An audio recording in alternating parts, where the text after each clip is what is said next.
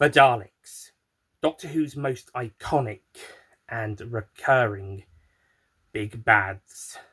Appearing in the second serial, The Daleks, that story introduced the cybernetic Pepperpots as a ruthless foe who were destined to face the Doctor on multiple further occasions. That first story is iconic enough in its introduction of the Daleks, but also in its atmosphere and world-building setting, as well as the continued character building of our main leads in those early stories.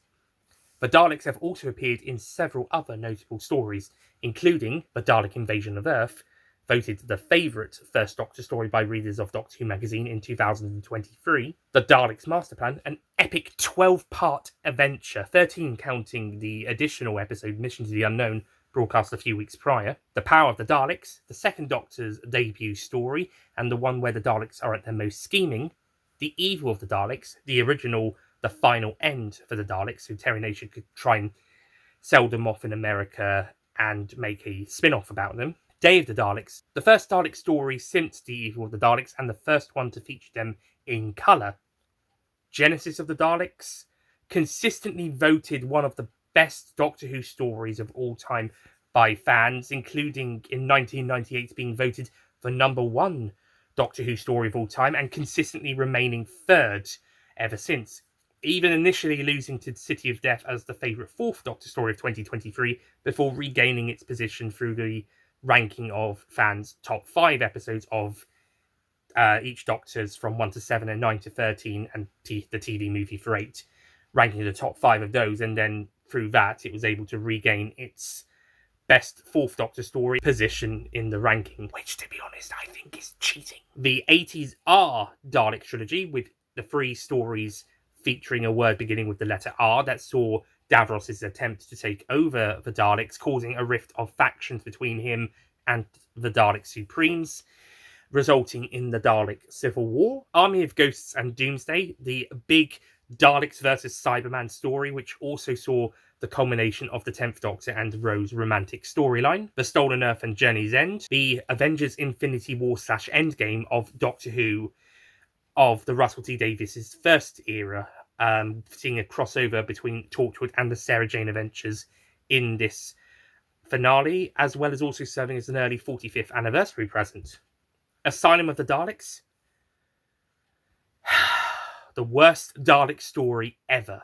The Magician's Apprentice and the Wish is Familiar, the second worst Dalek story ever. Resolution, taking the Daleks back to basics for this exciting New Year's Day adventure. Eve of the Daleks. Okay, and not many people say this one is an iconic story, but it is the last Dalek story with them as the central protagonist, and is considered the most recent Dalek story. And they've made appearances in other big adventures, such as The Five Doctors, The Day of the Doctor, The Time of the Doctor, The Power of the Doctor, and if you count this as a 60th anniversary special, Destination Skaro. But there's 2 stories from Series 1 that feature the Daleks at some of their absolute highest points in the show. These are 2 of the absolute best episodes featuring the Daleks. Definitely the best 2 of the revival, besides Day of the Doctor, in my opinion, but they're only guest appearance in that story.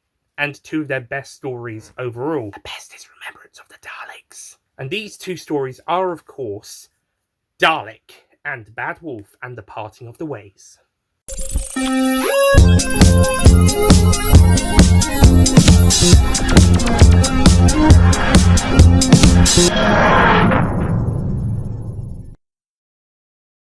Dalek and Bad Wolf and the Parting of the Ways are the 6th and 12th and 13th episodes of Doctor Who Series 1, aka Season 27, and the 2 stories to feature the Daleks up against the 9th Doctor, played by Christopher Eccleston. Dalek aired on the 30th of April 2005, whilst Bad Wolf aired on the 11th of June 2005, and The Parting of the Ways on the 18th of June 2005.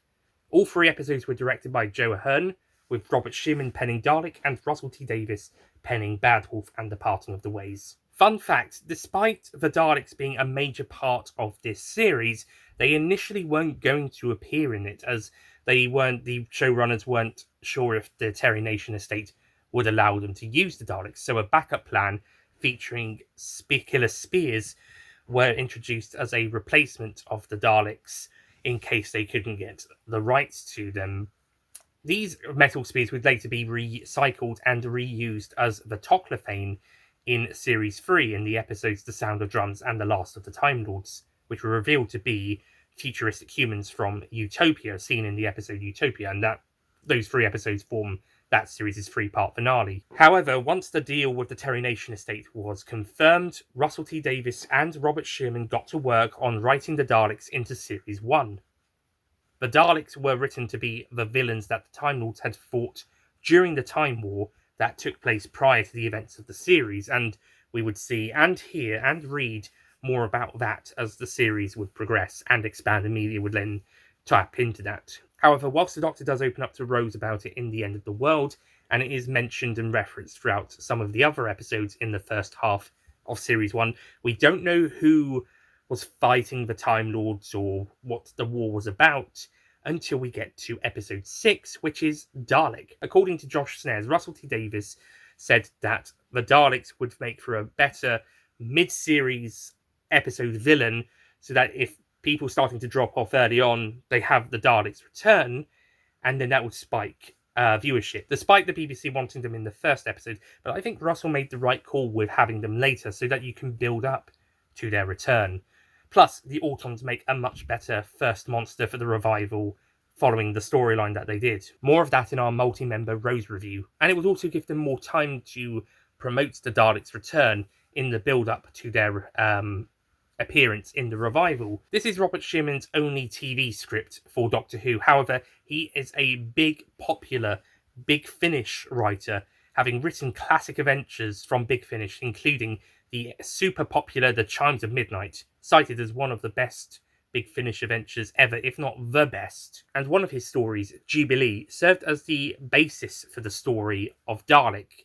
The plot of Jubilee sees the Sixth Doctor and Evelyn arrive in Earth, an alternative Earth where the Daleks attempt to invade in 1903, and the humans win and capture 2 Daleks, which they then destroy for the 50th and 100th anniversary celebrations of their defeat of the Daleks. There is this one Dalek left waiting to be destroyed for the centenary anniversary celebrations that the Doctor and Evelyn have turned up to, and the story is about Evelyn kind of feeling sorry for the Dalek, but the Doctor's absolutely in anti-Dalek mode, as you'd expect him to be.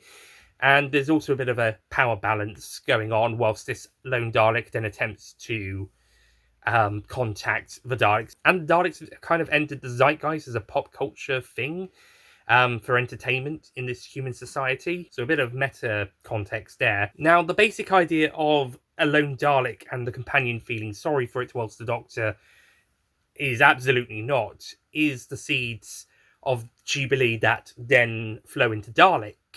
Those are the bits that Dalek takes and adapts into its new story, as the plot of Dalek is that Henry Van Staten, a alien and extraterrestrial artifacts collector, has his own private underground museum, and he has a Dalek as his one living specimen, although he doesn't know what it's called because the Dalek doesn't talk, and it managed to crash, fall through time from the Time War and crash into an island in America, and it was then bought by several collectors before Van Staten gets his hands on it. However, if you touch the Dalek, you will burn up without the protective suit that the character Simmons wears.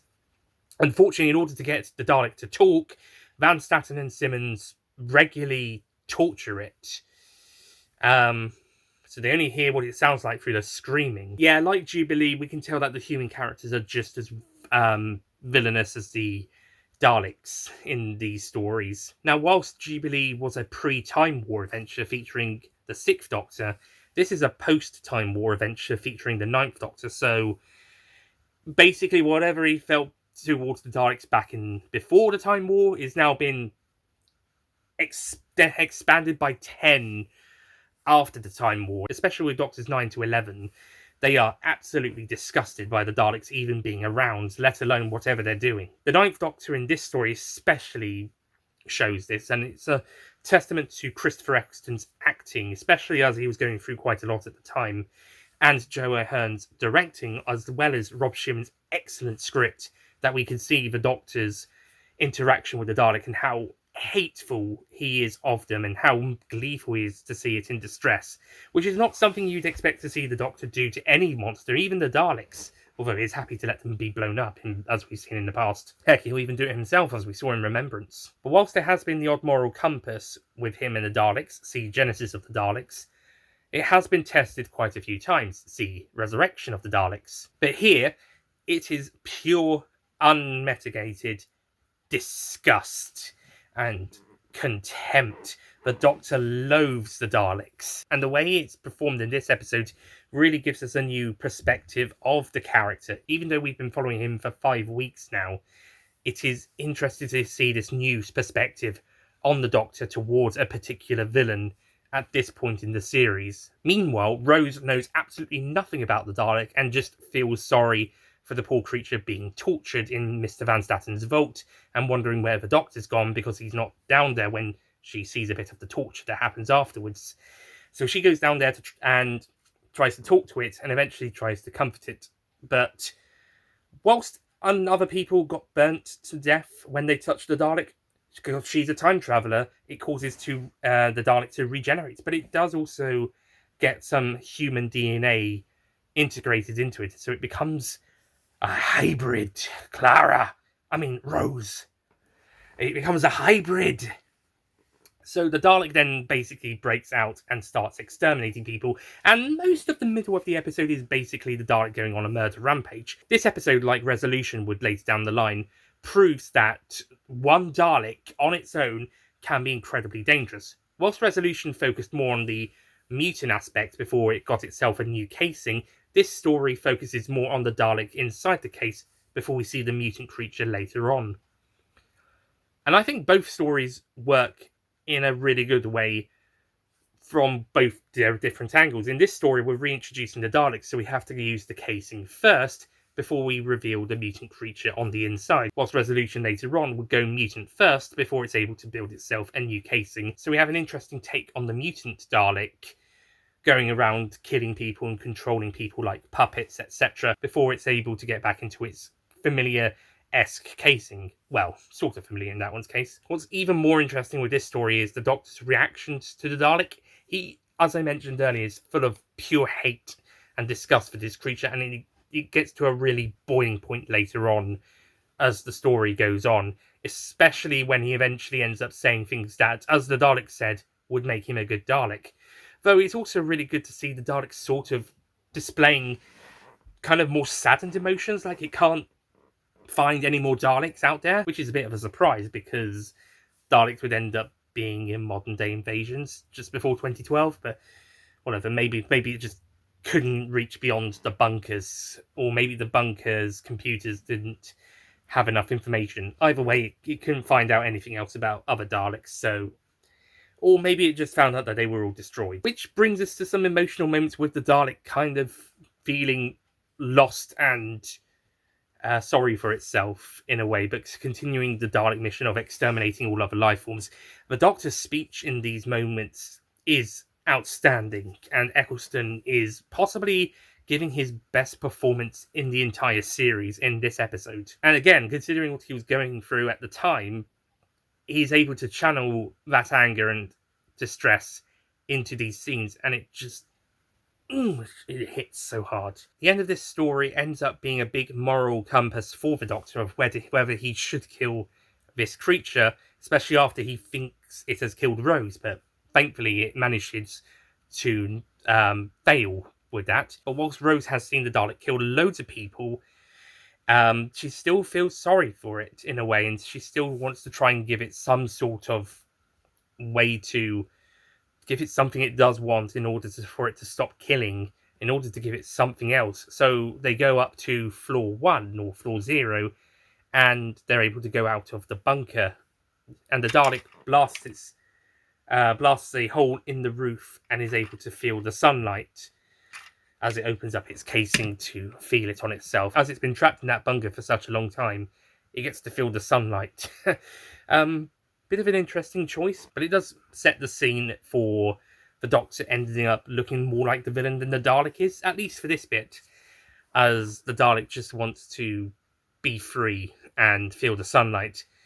It is changing. The Doctor ends up realizing he's changing into, as the Dalek said, a good Dalek, a theme that will return later during the 12th Doctor's era. But the very end, we then get the reveal that because of Rose's DNA being inside the Dalek realizes that despite not wanting to kill because of Rose's influence, it is becoming something different, something not Dalek. To quote Mr. TARDIS, it can't stand with that and eventually decides it would rather exterminate itself. Whilst the Doctor is able to change, the Dalek can't. I think that's a poignant message. The Dalek, despite its internal changes throughout the story, knows it can't carry on like that because it's not been designed or created that way. It's supposed to be a ruthless, exterminating, killing machine. But then it starts getting doubts. It starts to want something else. It wants to go back to being with the other Daleks. It wants freedom, to feel the sunlight. It's able to not kill people at points when it chooses, or when asked even. When Rose asks the Dalek not to kill Van Statten, it's quite strong poignant that the Dalek can't change, despite what Rose has done to it accidentally when she touched it. But she is able to change the Doctor because he is able to understand those things, which in the end ends up saving him from becoming the villain. Despite what the Daleks have done to him and the Time Lords and everyone else in the Time War, he could easily have gone down the same route, much like the Time Lords did themselves in the Time War, as we would discover later. But he himself manages to step away from that because of his human companions, which I guess is one part of the point of the series. The companions, especially Rose Tyler in this particular series, are able, as well as the other friends the Doctor meets on the way, are able to help him heal post-war in order to be a better person. The Ninth Doctor is already a heroic character, but the healing throughout the series makes him an even more heroic character when we get to the end. More on that later. Which brings us to a pretty heartbreaking scene that, even though the Dalek has killed lots of people, we still kind of feel sorry for it. But it ends up destroying itself because it couldn't live with itself as it was after Rose touched it. So yeah, even the Doctor's, I think, kind of a bit sad after that, or somewhere along those lines, because it's all over. It's happened. And he let it happen, but he didn't do it himself, which sort of saves him. But yeah, I wonder if that was both satisfying for him, because he does say that he wins at the end, but at the same time, maybe he does feel a little sorry at the very last moment. So yeah, a very poignant conclusion to the episode.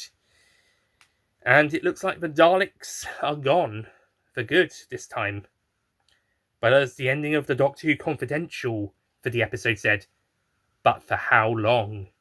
The next episode after this was The Long Game, which saw the Doctor, Rose, and new companion Adam Mitchell, played by, yes, well, we won't talk about him, go to Satellite 5 in the future, the fourth great and bountiful human empire, in the year 200,000. In that episode, they discover a creature called the Mighty Jagrafess has been controlling and stalling humanity through news channels and programs, with the help of the editor played by Simon Pegg, who also narrates the Doctor Who Confidential episodes for this series. And whilst Kafka, one of the news reporters who befriends the Doctor, is able to save the day and stop the Jagrafess and save the Doctor and Rose after they're captured, things kind of, whilst they look like things are going to go well for the world after this, after the Jagrafess has been defeated, humanity should be back on track, the Doctor leaves the events of that story thinking everything's fine.